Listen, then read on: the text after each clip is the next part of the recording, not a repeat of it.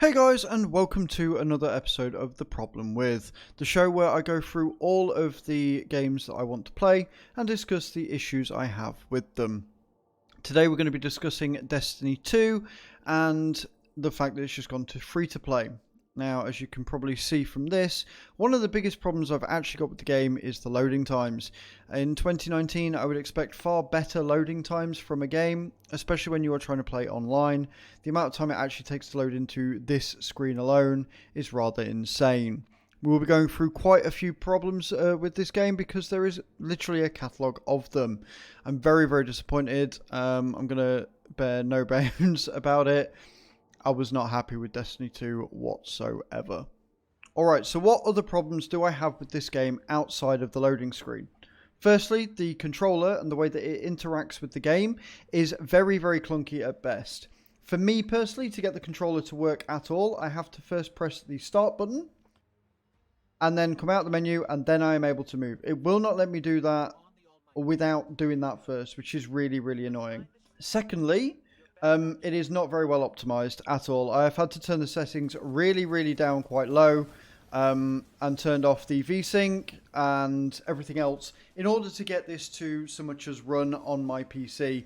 Not ideal for a game of this age. It's just not. It's not viable. It's not right. However, the biggest problem that I have with this game, bar none, is the way that they have done the story since they've moved it to free to play. Now, I'm under the impression, from what I've been told from other people, that when this was a pay-to game, it locked you straight into the story, and you would play through the story until completion, and then you would be able to do your strikes and your other such things. You would have to work from a low light level all the way up. However, they've made some interesting and rather questionable changes to that system. Now, you start with a light level of 750, which is great, but you also start after the story. It drops you into the tower, the city, after everything in the story has already transpired and has finished, and you are expected to just know what to do. It does give you no direction. It tells you that there are some quests that you can pick up. Doesn't give you any inclination on how to actually start those quests at all. It left me feeling very lost. It left me feeling very kind of clueless and not happy at all. I didn't know what to do. I was getting very frustrated. And it just felt very poorly executed. I don't quite understand why they would bring this to the game. I don't know why they would decide to take away the story content, which a lot of people actually quite like. Actually, starting each quest is a bit of a ball ache. Instead of it being very seamless once you do finally work out how to start the story quest, you then have to essentially go through 3 or 4 different menus to be able to start the quest itself. And when you're not on the tower, it becomes very convoluted and very difficult to do so. I'll show you what I mean right now. Alright, so here we have the menu, the places where you can go for the destinations. Up here you've got your map, which is generally unavailable unless you're in a social area. You've got your quests here, but they don't actually start the quests, they just track them. You've got your store if you wish to go to buy any of the DLCs. You've got your destinations, which is the main one. Now, the tracked quests will come up with a crosshair here, but you have to essentially go into each different menu to be able to find the quest that you need to do, and it will come up with the correct symbol. Right, you click on the symbol and that will start the quest, then you go ahead and do the mission. Instead of it just being a case of speak to person A at the social area and just crack on with the campaign. It breaks it up. It makes the campaign very unfun to do. And it also makes it so that you feel like you're not really flowing. It makes it very disconnected and very disorientating for the player. I'm lucky in that I have got a little bit of experience in Destiny, so I kind of knew semi what I had to do. But if you are brand new to Destiny, the way that they have implemented the new free-to-play model is kind of abysmal and very disappointing.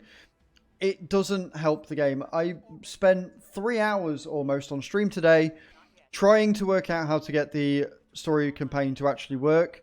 It ended up being that one of my Twitch chat decided to cave and tell me what to do because I literally had no idea. I've had reports from some of my viewers that they had to Google how to start the quest line. There was no, like, prompts, if you like. There was no explanation of where to go. It was just kind of dumped you in and left you feeling bewildered and lost. Bungie, you've left Activision. You've said that you want to do it on your own as an indie developer. Please do better. You can do better. These changes won't take much. I think I would prefer it if, with the free-to-play model, you just jump straight in and did the story as you're supposed to. It would make the game feel much smoother and just feel better as a whole. Other than that, the game itself is actually quite fun. When you get to kill stuff, you feel powerful. You have abilities from the get-go, and they kind of work. They feel satisfying when you get a kill. The glide system is a little bit clunky from last time, from what I remember. But other than that, it's a very satisfying game. The gun models are a little bit obtrusive, but that's kind of what you've come to expect. The servers don't seem too bad either when trying to find a match. But overall, the gameplay itself, when you do actually get to play the game throughout all of the cinematics and the actually trying to find and start a quest, they work. And they are perfectly serviceable. But that's pretty much it on my take on Destiny. Sort the game out, fix it, because I don't really want to play it ever again, thanks to the botch job with the quest lines.